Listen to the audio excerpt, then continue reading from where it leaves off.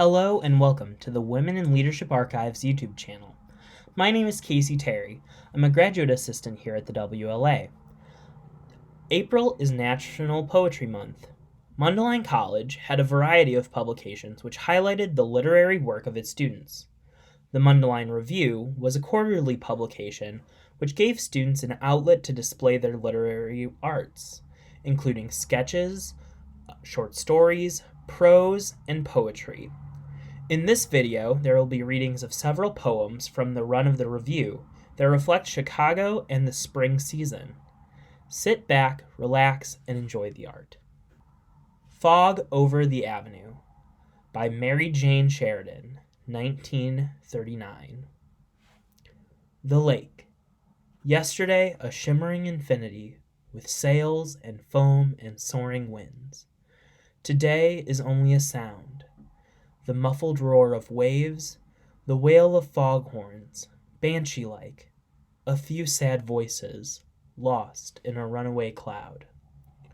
The fog, curl driftingly along the avenue, through shadowy, well-groomed parks, and then is pierced and shattered. Tall, sharp spires and panes of mellow light and warmth break through, to form exquisitely a slender, bright facade. The slums lie behind the dazzling skyline, protected from the swirling, clinging fingers of the fog. Squalid, hungry, stolid, the backyard must keep off the grass in the front. They do not need the fog's oblivion. They are already lost. Suburban Winter by Rosemary Anderson, 1940. Oh, never will I say again, when winter time arrives, that winds were made for little streets and not for Lakeshore Drive. For all the bright chrysanthemums left suddenly one day, and all these streets are windy now, and all the skies are gray. Places by Mary Louise Hector, 1942. I keep a careful list of places whose names intrigue me. It is so long to read it off, would quite fatigue me. But I must share a few with you, phonetic ones, whose onomatopoeia thrills, poetic ones. Killarney, sweet to the tongue it is, like maple syrup.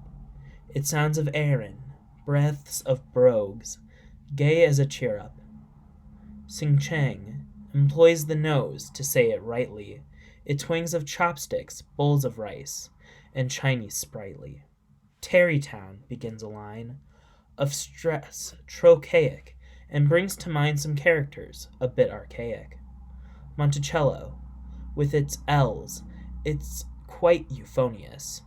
Why must I think of missing flags on coins erroneous? Polynesia sways along with the hula, smells of clear blue sea just like a swimming poola. Chicago's, hard like its dirt to wash off the face. It roars with youth and grows with age, a younger place.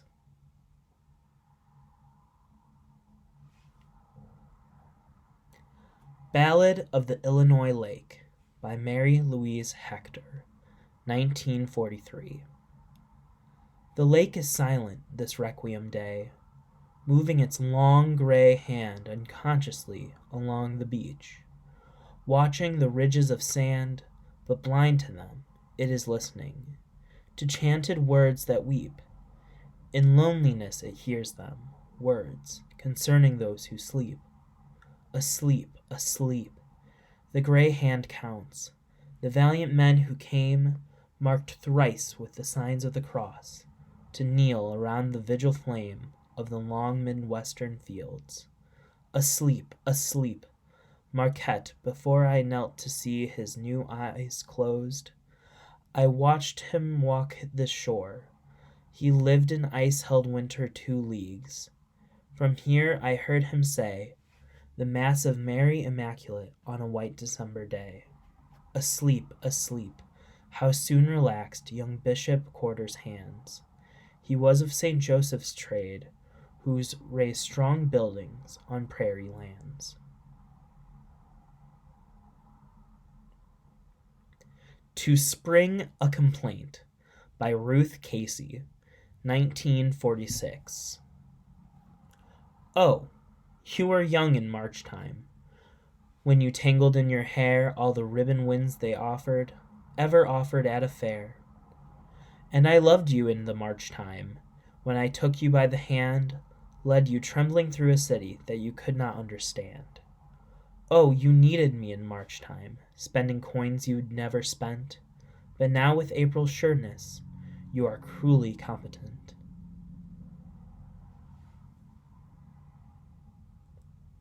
Spring Fantasy by Joan Blakesley, 1948. The sky is wrinkling into a frown. The rain comes sprinkling, tumbling down. And even before it clears away, the leprechauns troop out to play. In hats and galoshes, shiny and slick, in loose mackintoshes, a forest of thick, squat toadstools they wade along, through gutters, rivers of watery song. And I'd begin again when the sky grows gray, a leprechaun on a rainy day. To Yours by Catherine Hisa Terazawa, 1951. Over the skyscraper by the lake, the clouds of evening glimmers. On the mirror, the golden shadow of the cloud is glittering. When I drop my eyes on the shadow, my mind floats on the ripples. The screen of the evening fog covers the lake. The bell of the church sounds again. When I listen to the silvery note, my mind flows away on the mirror and melts in the mist. The breeze comes over the lake. The evening fog disperses. Night drops the dark screen. Behold the evening star, radiant and serene. In my mind, light of delight begins to shine. Thank you for joining us on this poetic journey. For content by the Women in Leadership Archives, please like this video and subscribe. Have a wonderful day.